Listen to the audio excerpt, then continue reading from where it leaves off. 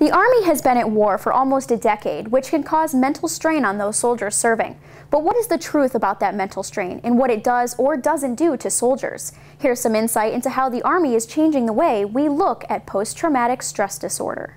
Post-traumatic stress disorder is defined as a mental health condition that's triggered by a terrifying event. Well, now for soldiers, that traumatic event does not have to define you. It's a diagnosis that we give someone that has some stress reactions after they experience a traumatic event. And it's often when the symptoms last longer than a certain period of time, and they are having difficulty functioning, they might be diagnosed with PTSD. No one is more or less prone to developing PTSD. Anyone can at any time that they experience a traumatic event.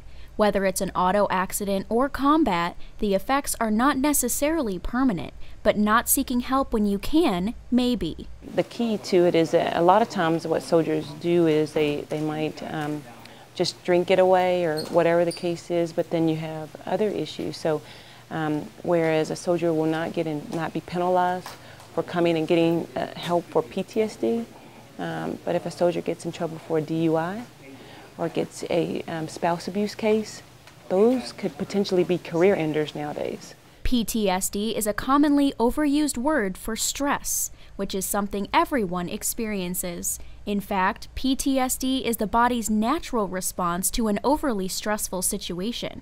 It's what your body should be doing. PTSD, what we call this disorder, when we all have, it's kind of a normal reaction that we all experience from a traumatic event.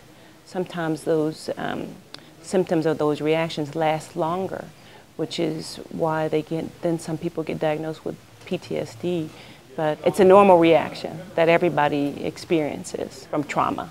But even though it's a natural reaction, some find that hiding their PTSD is a priority. But just like all difficult tasks, the hardest part is the first step. We can refer them out. We can make sure that they get what they need. The first step really is just that they came in. I have a lot of admiration for people that actually get help. It's the first step is always the harder.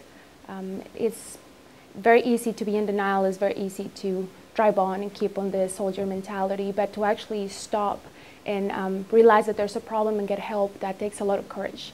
So I would say I mostly admire these people. For soldiers with PTSD, admitting and living with that stress can be hard, but without personal or professional repercussions, it's easier than it has ever been. And with the entire Army community backing you up, there's nothing to lose.